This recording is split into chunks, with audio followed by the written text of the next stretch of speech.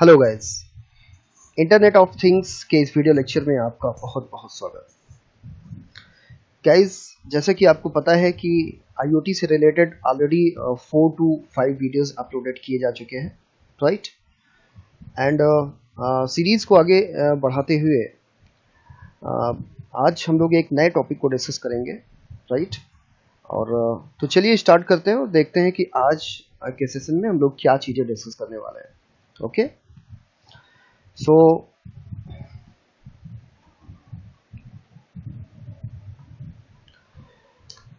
content we have to discuss: logical design of IoT. Logical design of IoT, you know very well. In the previous video lecture you already studied about the physical design of IoT system, and now in this lecture we will discuss about the logical design of IoT. Right, IoT. So logical design of IoT actually is a combination, or you can say the structure in which these three things involves, right? Or you can say, for understanding logical design of IoT, these three things describes the logical design. First is IoT functional blocks. Second is IoT communication models, and third is IoT communication APIs, right? In this video lecture we will discuss about these two things. First is IoT functional blocks and communication models, right? IoT communication API we will discuss in next video, right? तो चलिए start करते हैं functional blocks. As you see, IoT system comprises of a number of functional blocks that provide the system the capabilities for identification, sensing, actuation, communication and management. Functional blocks का क्या मतलब होता है? Functional blocks में all the things, all the devices which are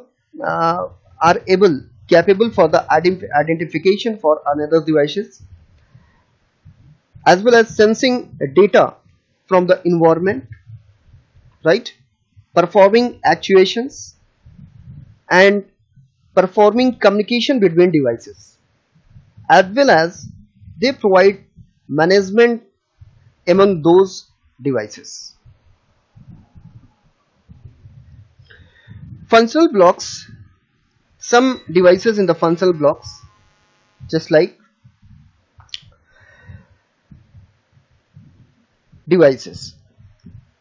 Some things which you have to discuss in functional blocks, that is devices, communications, services, right, management, security and application. Okay, so first we will discuss devices. As you know very well, devices and IoT system comprises of devices that provide sensing, means devices which provide sensing of information, data from the environment, surrounding environment, as well as to perform actuation, as well as monitoring and control functions, right? So different types of things or devices which perform these different functions. Next thing is next is that is communication. Communication, it handles the communication for the IoT system, means communication among the different types of the devices, right? Communication among the different types of the devices. In the same manner, services for devices, device monitoring, device control service, data publishing service, as well as service for the device discovery, right? So these are the different tasks which are you can say these are the different services which are performed in this functional blocks. For just like server device monitoring, device control service, data publishing service, as well as service for the device discovery. Device discovery means to discover any new devices, right? Publishing services means to publish the data which is collected to another system and another system or another device and send it to the another devices, right? So management, this blocks provides various functions to govern the IoT system. Management means this block provide the various functions, various rules, right? Various rules and regulations to govern the whole IoT system. Security in the functional blocks. This blocks ensures the IoT system. It ensures the IoT system, and by providing functions such as authentication, right? It performs in the security measurement security. It provides actually the functional functions such as authentication, authorizations, right? Message and content integrity, right? As well as data security. Okay.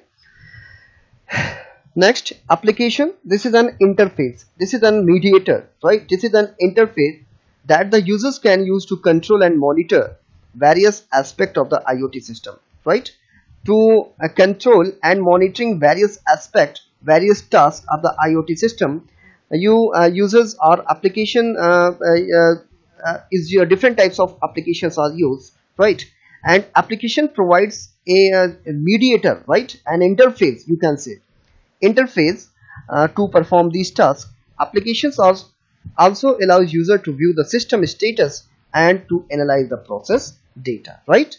Okay, so this is the a root diagram of functional blocks, in which at the bottom you can see the devices, and at the top you can see the application, and in the middle there are various other things, just like management block, right? In the same manner security, in the same manner communication, as well as services block, right? So this can be studied. Okay, so आगे बढ़ते हैं. तो यहाँ पर IoT communication models, right?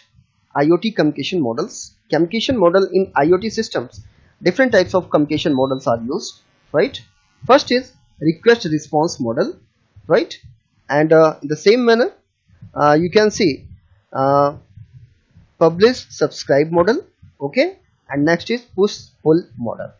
So first we have to discuss about the request response model.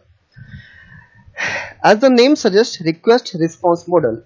The request response model is a communication model in which the client sends request to the server and the server respond to the request, right? As you know very well, client server communication.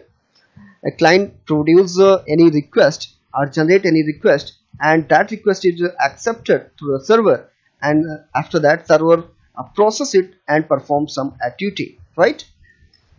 And when the server receives a request, it decides how to respond, what types of activity is performed through the server systems. When it receives the request from the client, it decides how to respond, right? How to respond, fetches the data, right? As well as retrieve the resources representation and prepares the responses for the client. And then after preparing the responses for the client, then it sends the response to the client, right? For example, client browser submits an HTTP request to the server, then the server returns a response to the client. Okay, you know very well. The response contains status information about the request and may also contain the requested content, right? In this figure you can see request response model. Request response model in which client machine, right, it producing a request to the server, and this is the server machine. It receive the request from the client, processes a request, looks, fetches resources and prepares response and sends response to the client, right?